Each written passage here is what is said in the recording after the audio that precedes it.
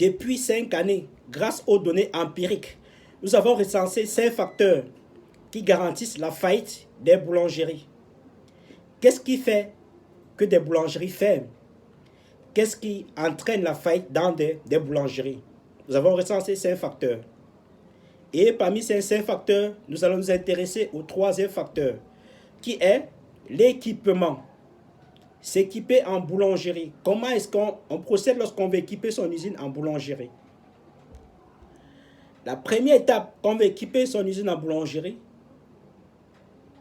c'est bien faire son plan d'usine.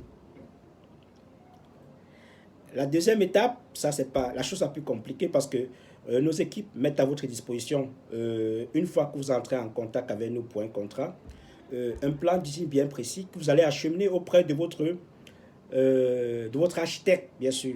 Donc votre architecte, avant de faire le plan de bâtiment, doit tenir compte du plan que nous mettons à votre disposition. Et donc voilà. Donc une fois que le plan d'usine a été bien fait, il faut équiper, il faut acheter le matériel, il faut acquérir les machines. On va s'intéresser à la machine la plus stratégique et la plus délicate de l'usine. Elle s'appelle le four. Quand vous voulez acheter le four, nous avons recensé pour vous une quinzaine de critères qui doivent remplir un four pour vous garantir un minimum de rentabilité. Quand vous voulez acheter le four, le premier critère que vous devez regarder, c'est la consommation du carburant. Oui, parce que ici, nous, on utilise des fours à fuel. C'est-à-dire des fours qui fonctionnent à partir du carburant. Vous devez vous rassurer que le ratio de consommation du carburant n'est pas au-delà de ce qui existe.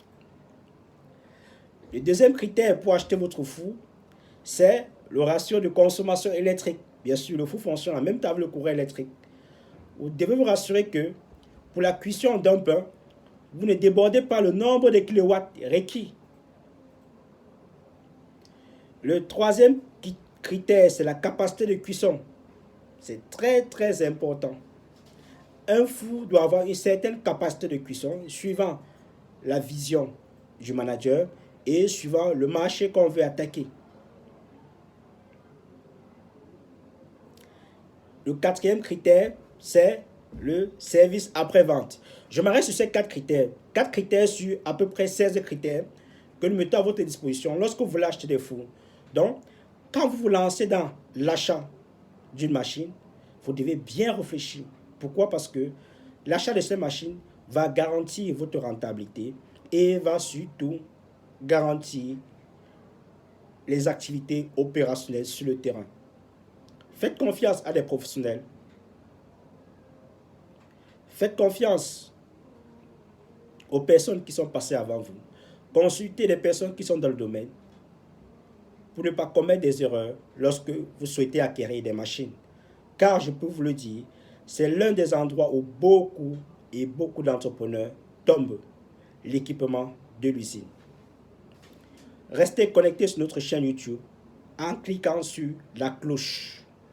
Partagez auprès de votre communauté des entrepreneurs afin que nous puissions avoir le même niveau d'information et que nous puissions contribuer à développer l'Afrique. À bientôt.